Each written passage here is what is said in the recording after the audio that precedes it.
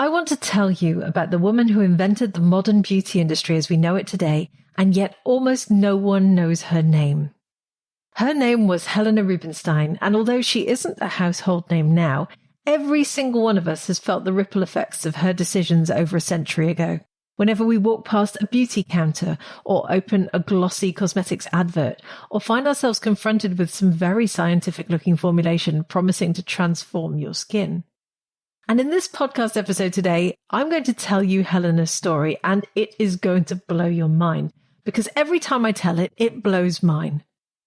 So the irony is this: before Helena came onto the beauty scene, cosmetics lived in people's kitchens and pantries, and they were passed down through families, written into household recipe books in the same breath as food and medicine and cleaning preparations. Thousands of years, people simply made things like oils and balms and powders and washes, and they used whatever local ingredients were available. And that knowledge traveled generationally, woman to woman, community to community. There was no sense that you needed a degree or a laboratory to look after your skin.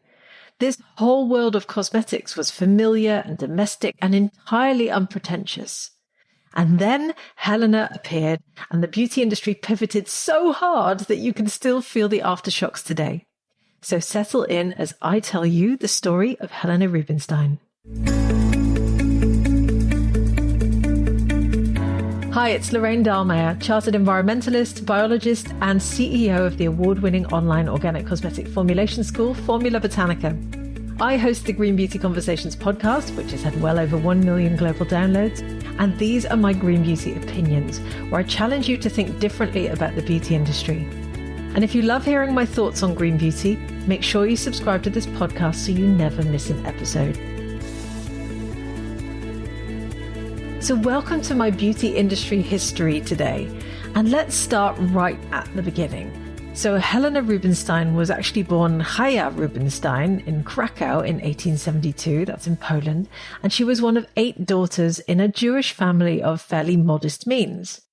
And her future, as many women at the time, was supposed to be predictable. She was supposed to marry the man who was chosen for her and settle into domestic life and stay within the boundaries that were set for her.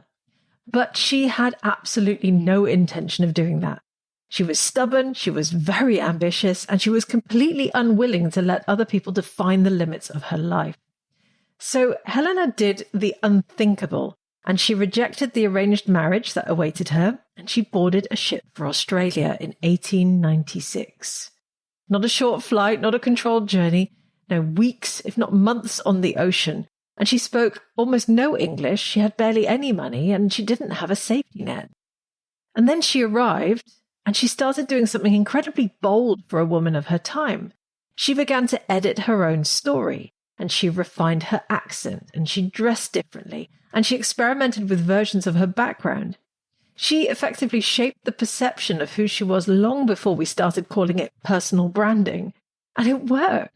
It gave her a foothold, and it allowed her to see where the opportunities were. So how did Helena get started in the beauty industry? Well, the popular tale is that she started selling pots of cold cream that she brought with her from Poland after seeing the state of Australian women's sun-beaten skin. But when you think about how shipping worked at the time, months of travel at sea and heat, spoilage, cost, well, when we think about that, that story quickly loses credibility. A far more realistic version, and the one that many historians quietly support, is that she worked with a local chemist to create or adapt a face cream and then wrapped it up in a far more dramatic European-sounding narrative involving secret Carpathian formulas and ancestral herbal wisdom, when in reality she most likely took a base cream and just built a really irresistible story around it. And honestly, this is where I find her utterly fascinating, because she understood so quickly that the story around the product could matter just as much as, if not more than, what was in the jar. She saw that people wanted something to believe in, something that felt elevated and luxurious and connected to knowledge that they didn't have themselves. And she delivered exactly that, long before marketing departments even existed. And if Helena's story ended there, it would already be incredible. But this is only the beginning, because she was one of the greatest marketers of all time. So there was a lot more to come. So Helena opened her first salon in Melbourne, and it was such a hit that she opened more in Sydney and eventually expanded her operations to London in 1908 and New York in 1915. Now, I just want you to imagine being a woman in business in the early 1900s. Helena had no formal scientific training, no route into the medical or scientific establishment, and very few people willing to take her seriously. Women had only recently gained the right to vote in Australia, which was one of the first countries in the world to have women's suffrage. And in practice, well into the 1970s and even the 1980s, 8 decades later, many banks still refused mortgages to unmarried women, or they required a woman to have a male guarantor. This was a very different time being a woman in business. And to run a business, you needed authority, because authority meant trust, and trust meant customers. And Helena understood this with absolute clarity. So she borrowed that authority, and she started using visual cues that telegraphed scientific legitimacy. I'm talking about white coats, gleaming metal instruments, glass beakers, staged environments that looked clinical, even if nothing particularly scientific was actually happening in them. And as you're listening to this podcast, please do me a favor and go to Google image search and type in the words Helena Rubinstein lab coat. So you can just see what I mean. All those images will just pop up. There'll be a whole page. It is incredible. Aren't those pictures amazing? Helena was such a marketing genius, and she understood that people read symbols far faster than they read text. And she understood that a white lab coat could convey more credibility in a glance than 1,000 words of explanation. Now, consider that up until this point, people often made their own skincare, but suddenly here was an authority figure telling you that you had to buy hers. Can you now see where the modern beauty industry originated? She was such a genius, but she didn't only focus on legitimizing her press photos. She trained her staff to wear white uniforms. She used photography to position herself in pseudo-laboratory settings. She created a visual language that was so compelling that her competitors adopted it almost immediately. And if you think about it, companies like Clinique still use this today. And every single time I walk into a department store and I see all the white lab coats there, I think they're probably not even aware of how directly they're echoing Helena's original strategy. She didn't need people to believe that she was actually running scientific experiments. She only needed them to feel that science surrounded the brand. And that single insight changed the industry in a way that none of her contemporaries could have predicted.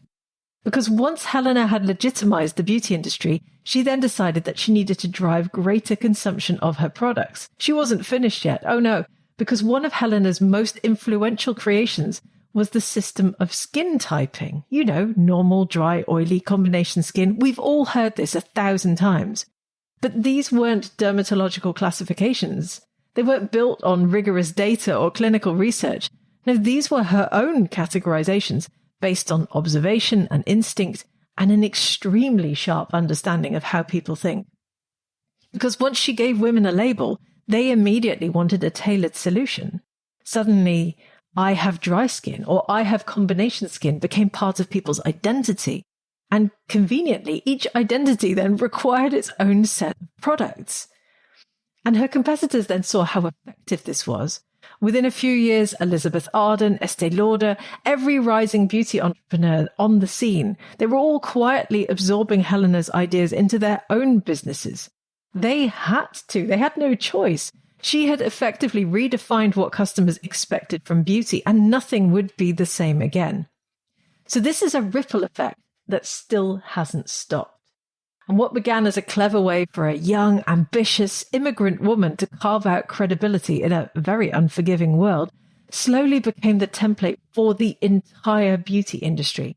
And over the following decades, brands copied her aesthetics so thoroughly that the line between genuine scientific practice and staged scientific theater blurred into almost nothing. Now, we ended up with lab imagery that had nothing to do with actual research, and phrases like clinically proven that have no shared definition, and molecule diagrams that are splashed across packaging purely for effect, and chemical-sounding ingredient names that have been chosen to intimidate rather than inform, and pipettes drifting through every cosmetic advert in slow motion as if that proves anything at all. And ultimately, a cultural expectation that beauty equals science and science equals authority. And all of this, absolutely all of this, can be traced back to Helena Rubinstein deciding that the only way to be taken seriously as a woman in her era was to look scientific. So here's the part where Helena's legacy becomes complicated.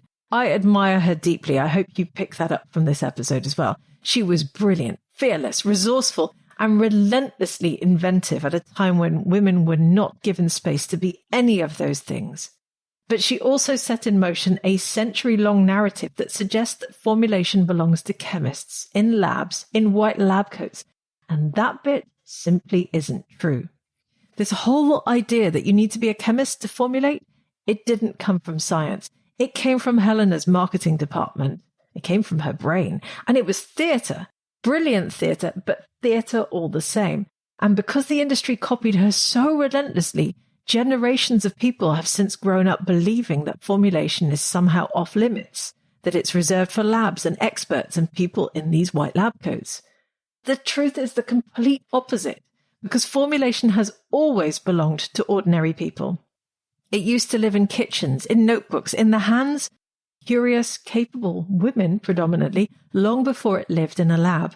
And that is why I am so passionate about telling people that you absolutely do not need to be a chemist to formulate. You only need to learn the craft. So Helena didn't create scientific beauty.